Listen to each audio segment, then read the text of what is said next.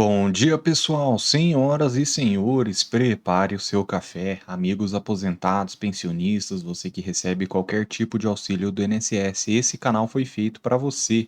E atenção, revisão da vida toda. Vamos ver aqui dois recursos de decadência, tá certo, pessoal? Lembrando que esses são recursos, são teses e nós realmente temos que ver o que o STF vai decidir. E eu também vou trazer o que é a decadência, o que o STJ já falou sobre a decadência, inclusive uma brecha que já existe para driblar a decadência. Então, inscreva-se nesse canal se você gosta de informações verificadas e vamos comigo. Seja bem-vindo. Esse é o Alô Aposentado Giro de Notícias.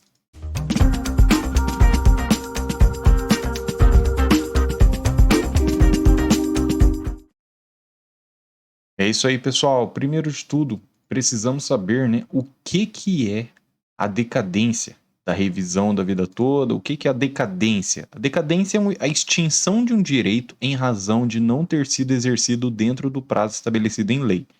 No direito previdenciário, a Lei 8.213, que disciplina os benefícios da Previdência, trouxe um prazo de 10 anos a contar da concessão do benefício, tá certo? Esse prazo, então, é trazido em lei. Ele conta do primeiro dia do mês subsequente ao recebimento da primeira prestação. Ou seja, se você recebeu o primeiro pagamento em março de 2012, em tese, seu prazo, então, para pedir uma revisão seria 1º de abril de 2022, né? O primeiro dia do mês seguinte, aí conta 10 anos a partir disso, tá certo? Muito bem. O que nós temos aqui na questão da revisão da vida toda? Bom, primeiro estudo, você já precisa saber que o STF já decidiu que não se aplica o prazo decadencial de 10 anos em caso de indeferimento, cessação e cancelamento de benefícios. Então já é alguma coisa aí, já é uma decisão do STF, não é diretamente aplicada ainda, mas é o que a gente chama de precedentes que podem auxiliar, tá certo? Mas, de qualquer forma, essa decadência de 10 anos, né, pessoal? Atenção.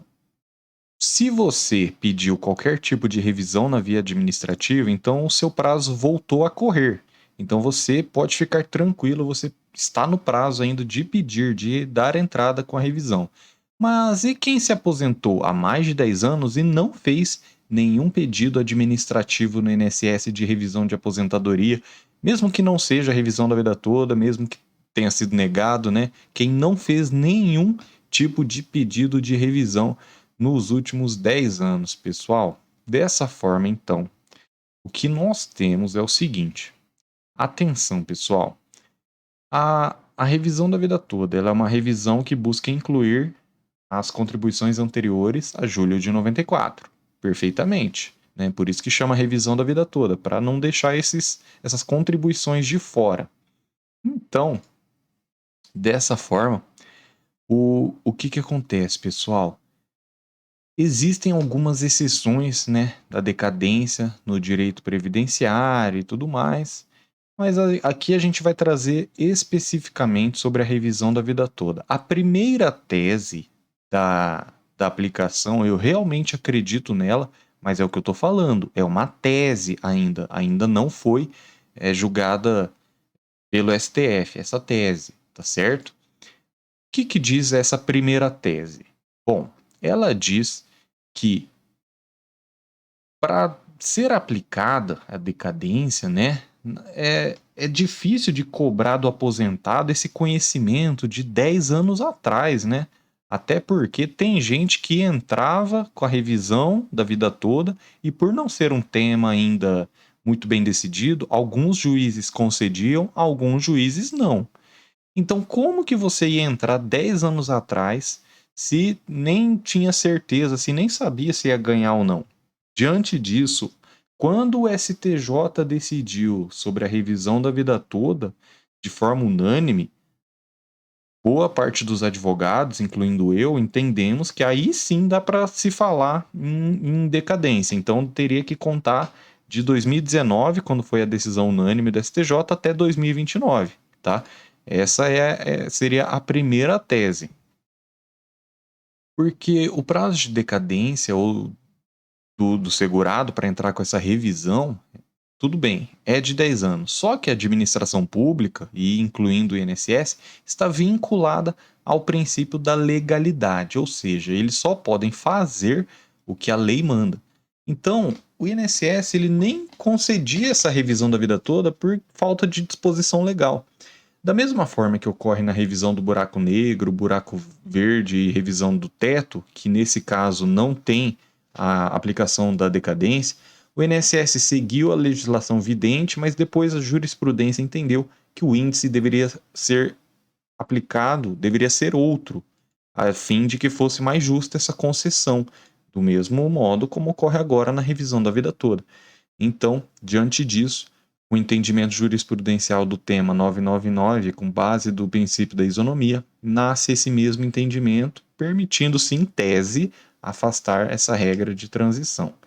Muito bem. Se o INSS está submetido ao princípio da legalidade, ele não tinha obrigação e nem poderia conceder essa revisão da vida toda, já que ele já não vinha considerando as contribuições anteriores a 94, perdão. Então, agora sim, baseado em entendimento jurisprudencial repetitivo de Tribunal Superior, no caso o STJ, aí sim é possível se falar na aplicação do prazo decadencial de revisão da vida toda, porque teve aposentado que entrou com a revisão da vida toda antes de 2019 e perdeu, né? No nosso caso aqui, nós recorremos de tudo até chegar ao STJ e até chegar ao STF, mas teve advogado que abriu mão, que desistiu, e aí foi julgado improcedente e transitou em julgado, ou seja, transitou em julgado, meus amigos, quer dizer que não cabe mais recurso. Portanto, a partir do momento em que esse direito nasceu e se consolidou no julgamento do STJ, aí sim é que a gente entende que teria nascido o direito de pedir essa revisão com mais certeza, né? com mais fundamentos. Não se trata de ação para discutir um erro ou ato de concessão da aposentadoria, mas obter o melhor benefício com base em entendimento jurisprudencial, e o INSS não poderia conceder antes, pois não havia ato legal ou determinação judicial que o obrigasse. Dessa forma, nós entendemos que o prazo decadencial de 10 anos deveria ser contado a partir da decisão do STJ em 2019. Tá certo? Essa é uma tese. Agora eu vou trazer outro recurso aqui na prática, pessoal. Deixa eu já colocar na tela para vocês. Muito bem, esse aqui já é um recurso pronto, tá? Mas lembrando, não quer dizer que vai ser esse o entendimento do STF. Isso aqui é um pedido, é um recurso, tá certo? Que aguarda julgamento. Então vamos lá, pessoal. O presente recurso trata de ação visando a revisão do cálculo da renda mensal inicial de benefício de aposentadoria por idade, no caso desse aposentado aqui, para que seja efetuado na forma prevista da regra permanente do artigo 29, inciso 1º da Lei 8.213, através do que? Da média aritmética simples, da média dos maiores salários de contribuição, correspondentes a 80%, de todo o período contributivo, ou seja, descartando as 20% piores contribuições. Entretanto, em que pese as recorrentes decisões acertadas da excelentíssima juíza federal no processo em epígrafe, nesse caso a magistrada incorreu em equívoco ao julgar o feito improcedente, em razão de suposta decadência do direito do recorrente. Então, essa juíza ela julgou improcedente, falando que ocorreu a decadência de 10 anos. Assim, se exporá de forma elucidativa os motivos pelos quais deve ser reformada a sentença para reconhecer que não incide a decadência. Vamos acompanhando que você vai entender melhor. Das razões recursais do prazo decadencial. Teve um erro de digitação ali. Alega a magistrada a ocorrência de decadência do direito de revisão do benefício em questão, razão pela qual requer o pedido seja julgado de forma procedente, mas a magistrada entendeu pela decadência de 10 anos, julgou improcedente. Todavia, deve-se atentar para o prazo inicial da contagem da decadência, que varia a depender da decisão administrativa. Em se tratando de decisão concessiva, a contagem do prazo decadencial inicia-se a partir do primeiro dia do mês subsequente ao do recebimento da primeira prestação e não da concessão. No presente caso, né? A gente trouxe ali o histórico de créditos, eu apaguei tudo ali para não identificar quem é a pessoa aposentada, né? E então vamos já para a próxima página aqui, pessoal. Muito bem. Da alteração na forma de cálculo do salário de benefício e direito de opção pela regra permanente. A Lei 8.213 previa em sua redação original que o salário de benefício deveria ser calculado através da média aritmética do salário de contribuição imediatamente anteriores à concessão do benefício até o máximo de 36 salários de contribuição encontrados nos 48 meses anteriores. Então, o artigo 29 ele fala bem isso. Assim, o segurado poderia verter contribuições sobre o valor inferior durante toda a vida laboral e, nos últimos 36 meses, dar aquele gás, né? Era o que dizia a lei na época. Buscando maior equilíbrio financeiro e atuarial, foi editada a Lei 9.876 de 99, que alterou drasticamente a forma de cálculo do benefício, determinando que o salário de benefício fosse calculado através de média simples dos 80% maiores salários de contribuição. Aqui diz o artigo 29, né, que diz ou aplica-se o fator previdenciário ou não se aplica, não é essa a discussão, mas pode ver que ele fala da média dos 80% maiores salários de todo o período contributivo. Dessa forma, considerando a necessidade de evitar prejuízo aos segurados que já eram filiados à Previdência Social pelo alargamento do período básico de cálculo para todo o período contributivo, tornou-se necessário introduzir uma regra transitória para ser aplicada àqueles trabalhadores que já estavam próximos da aposentadoria. Então, essa regra transitória, né, veio para não prejudicar tanto quem já estava pronto para se aposentar, tá certo? Muito bem. Frisa-se que esta norma possui um caráter transitório como forma de resguardar o direito dos segurados que já estavam inscritos na Previdência Social. Diz-se que o caráter de norma transitória fica evidente quando se considerar que a limitação temporal prevista no artigo 3º da Lei 9.876 de 99 deixará de ser aplicada a partir do momento em que deixarem de existir segurados filiados ao regime geral antes da edição da referida lei. Muito bem, olha só, como norma de transição que é, não pode esse artigo prejudicar o segurado que já tinha uma trajetória contributiva regular. Você já vinha contribuindo, não pode chegar uma regra transitória que vem para ajudar e, e ser aplicada para prejudicar o aposentado. Ressalta-se que até então o período básico de cálculo era restrito aos últimos 36 meses, então vocês viam gente que fazia até empréstimo no banco para dar esse gás final nos últimos 3 anos de contribuição, tá certo? Então essa regra de transição, ela só deve ser aplicada quando fosse mais favorável. Ocorre que existem vários casos em que o segurado possui regularidade nas contribuições antes de 94, muitas vezes com valores superiores às contribuições depois de 94. E aí a regra permanente é mais vantajosa ao segurado. Destaca-se que a regra de transição não pode impor ao segurado, que possui muito mais contribuições, por vezes em valor mais elevado, uma situação pior do que a regra nova. Nesse ponto, destacamos a lição de Melissa Follman e João Marcelino Soares. As regras de transição existem para atenuar os efeitos das novas regras aos segurados já afiliados ao regime, que detinham expectativa de direito com base nas regras anteriores. Quando nova regra surge, dividem-se os segurados em 3 grandes grupos. Veja qual dos grupos você se encontra. O segurado que preencheu os requisitos para determinado benefício, com fulcro nas regras revogadas. Nesse caso, existe o direito adquirido, incidindo as regras revogadas se mais benéficas ao segurado. Olha o outro grupo. O segurado que iria preencher os requisitos para determinado benefício com base nas regras revogadas. Nessa hipótese, o segurado não tem o direito adquirido, mas uma expectativa de direito. E, por fim, o segurado que se filiou ao regime após essa alteração. Nesse caso, aplica-se somente as regras novas. Então, quem nem tinha contribuições antes de 99, aí realmente vai se aplicar essa regra nova, né? Então, quem entrou, quem fez a sua primeira contribuição depois de 99, aí se aplica a regra nova, não tem dúvida. A discussão aqui está justamente no seu caso, que você já trabalhava antes de 99, você tinha contribuições anteriores a 94. Então é justamente para esse segurado que não tinha o direito adquirido, mas uma expectativa de direito, que as regras de transição são criadas. É uma maneira diferente de segurado que se encontra em uma situação intermediária, ele tá para se aposentar, né? E para que não seja tratado da mesma forma com os segurados com direito adquirido, porque aí já se aplica outra regra, mas também não comparar ele aos segurados que se filiaram ao regime após a regra alteradora. Exemplo disso ocorreu com as alterações na aposentadoria por tempo de contribuição em 98 e agora em 2019 isso aconteceu também, teve regras de transição. Pode ver, 62 anos e 6 meses, entendeu? Teve essa regra de transição.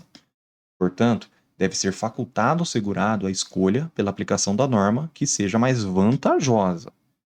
O tratamento justo da questão depende de forma de interpretação que o magistrado dará à norma, sendo que a interpretação teleológica da norma em apreço concederá um benefício de acordo com as contribuições do segurado.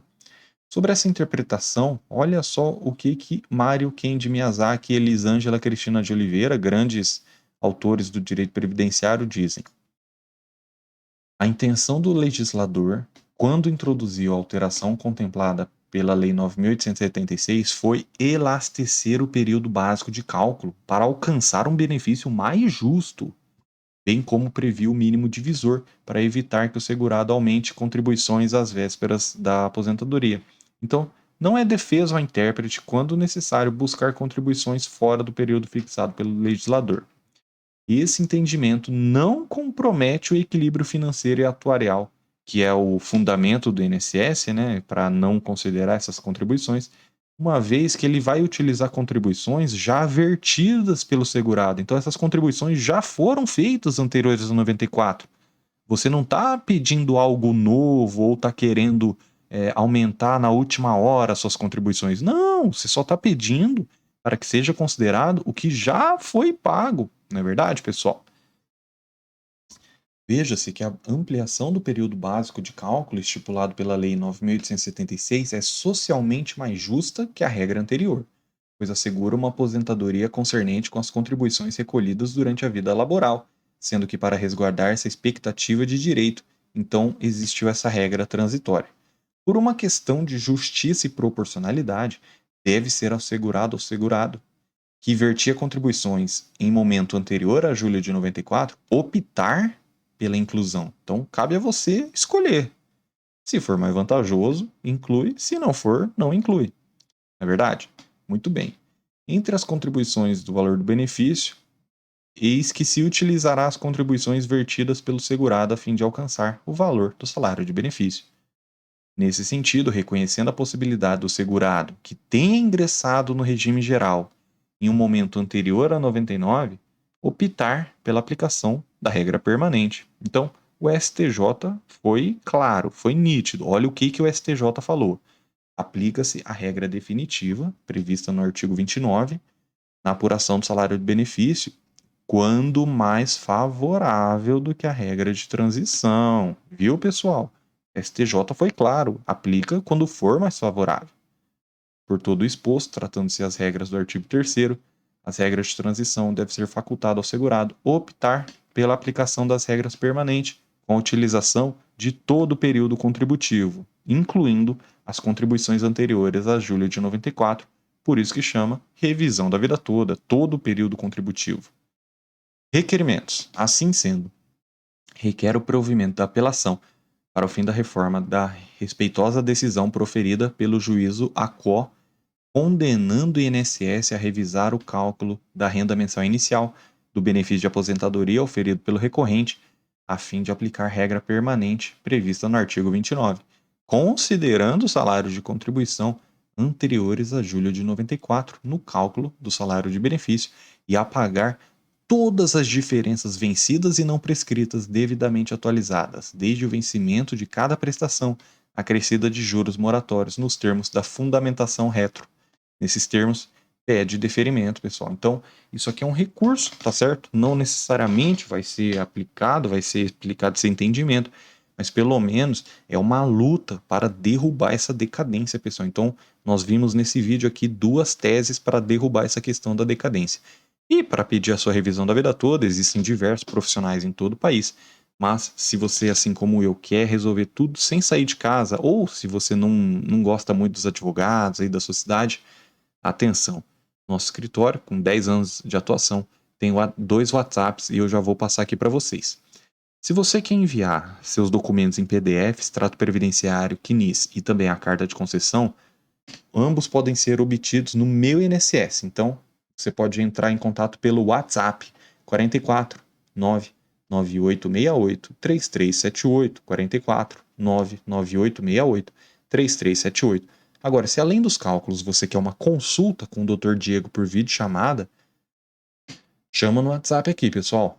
61 98522 0420 61 98522 0420. Pessoal, ambos os números são dos nossos escritórios, tanto do Paraná quanto de Brasília, e nós não cobramos entrada. O único valor realmente é do contador especialista, que vai atualizar todas as suas contribuições, cruzeiro, cruzado novo e tudo mais, tá certo? E, além disso, no número de baixo, aí também tem a consulta diretamente com o Dr. Diego. Mas, pessoal, pode ficar tranquilo, porque a equipe está de parabéns. A equipe aceita Pix, a equipe aceita boleto, a equipe parcela no cartão de crédito, tá bom? Boleto é à vista, mas também parcela no cartão de crédito se você quiser. E aí fica até 12 vezes, fica menos que o valor de uma pizza por mês, é bem tranquilo mesmo, não cobramos entrada e sua aposentadoria fica a todo momento com você. Não tem risco de perder, nem de diminuir, nem de suspender o pagamento. Pode ficar tranquilos, tá bom? Qualquer dúvida, já entra em contato aqui com a gente, pelo menos para tirar dúvida, faz a consulta, faz o cálculo, não vincula assim a entrada do processo. Você quer fazer só o cálculo para ver, depois você pensar? Pode fazer também. Faz o cálculo aí, faz a consulta, já tira todas as dúvidas e pelo menos aí você toma uma decisão com mais informações, tá certo, pessoal? Muito obrigado por ter assistido até aqui. Comenta, pessoal. Quem assistiu até aqui, comenta. Eu quero a revisão da vida toda em 2022. Muito obrigado. Deixa o seu like para esse vídeo chegar a mais pessoas. Deus te abençoe e até os próximos vídeos.